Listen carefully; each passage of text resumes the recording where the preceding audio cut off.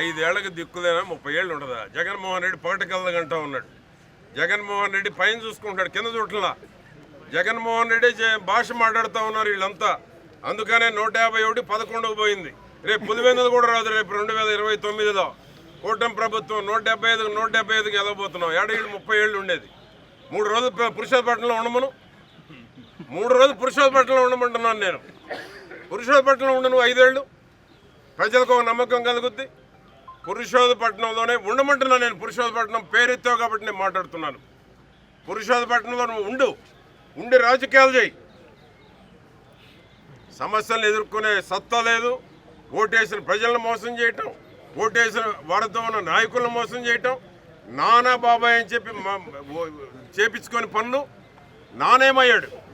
బాబాయ్ ఏమయ్యాడు నాన్న? ఈ విధంగా మాటలు చెప్పి నమ్మించి కదిలితే బీసీనే మహిళ అంటుంది. ఒక బీసీ చేసే పనులు, ఒక మహిళ చేసే పనులు నువ్వు చేసావు 5 ఏళ్ళు. ఒక బీసీలు చేసే పని, ఒక బీసీలు అంటే గౌరవం సమాజంలో ఎవరికైనా. బీసీలను అందరూ ప్రేమిస్తారు, మహిళలను అందరూ ప్రేమిస్తారు. నీకు అర్హత లేదని నేను మాట్లాడుతూ ఉన్నాను. బీసీ అనే అర్హత లేదు, మహిళ అనే అర్హత లేదు. బీసీలు మహిళలు చేసే పనులు నువ్వు చేయలేదు. దుర్మార్గాలు చేసావు. జగన్మోహన్ రెడ్డిని చూసుకొని, సజ్జలను చూసుకొని నీ అరాచకాలు మొత్తం బయట పెడతాం. వదిలిపెట్టమని కూడా హెచ్చరిస్తా ఉన్నా.